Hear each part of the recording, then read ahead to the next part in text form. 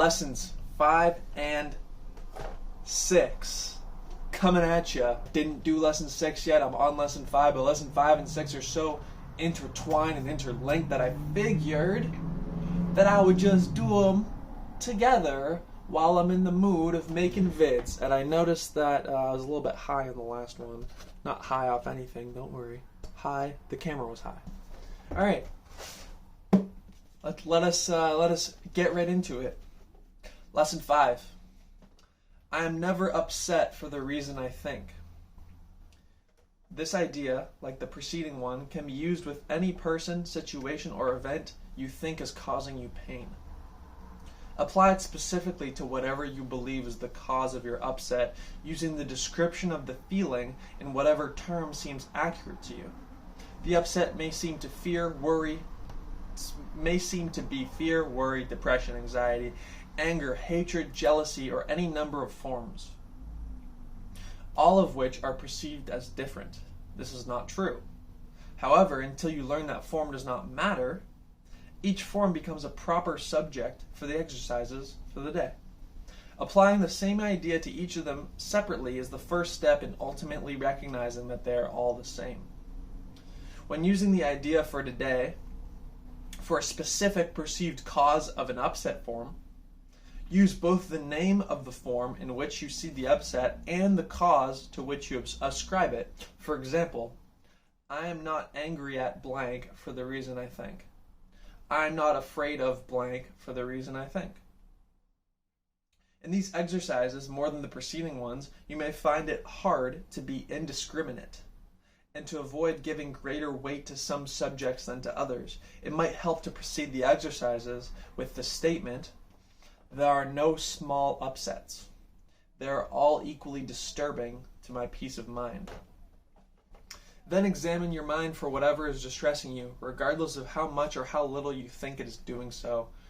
You may also find yourself less willing to apply today's idea to some perceived sources of upset than others. If this happens, then first think of this. I cannot keep this form of upset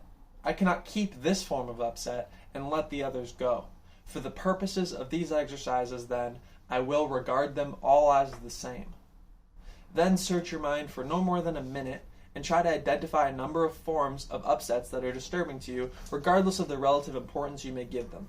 Apply the idea for today to each of them, using the name of both the source of the upset as you perceive it and of the feeling as you experience it. Further examples are, I'm not worried about blank for the reason I think. I'm not depressed about blank for the reason I think.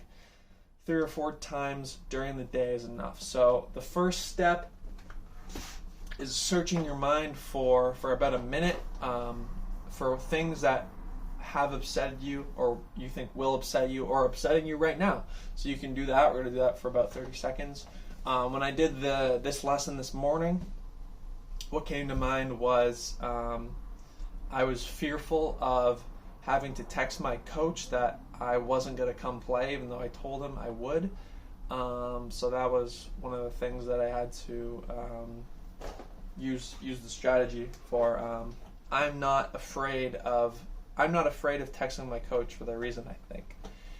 And so you can go ahead and search for what you think is upsetting you, and use the statement, I am not angry at this person for the reason I think.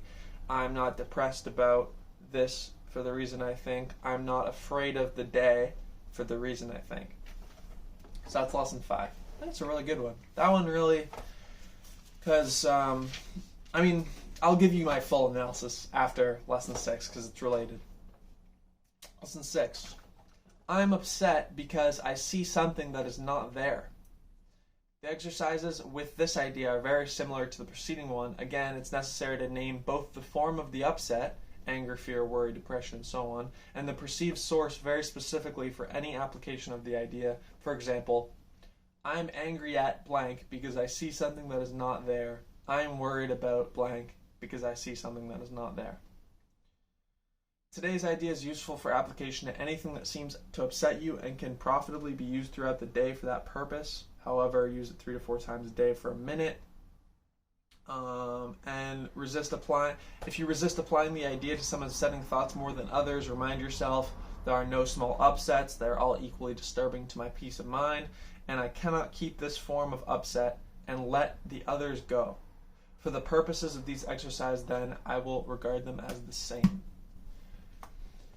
I guess what it means by I will regard them as the same is it's saying that we perceive the forms of disturbances differently. So we perceive, depression, fear,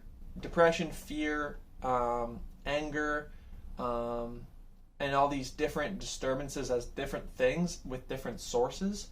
But what they're trying to get you to do is indiscriminately see them for what they are, which is all the same. And I think the main point of A Course in Miracles is that all fear and all things related to fear is lack of love. So I guess the source of all these disturbances are one and the same and should be treated as such. So just to recap, I'm never upset for the reason I think, and I am upset because I see something that is not there. So we usually tend to think that, I'm upset because this thing is really scary and that's how it is.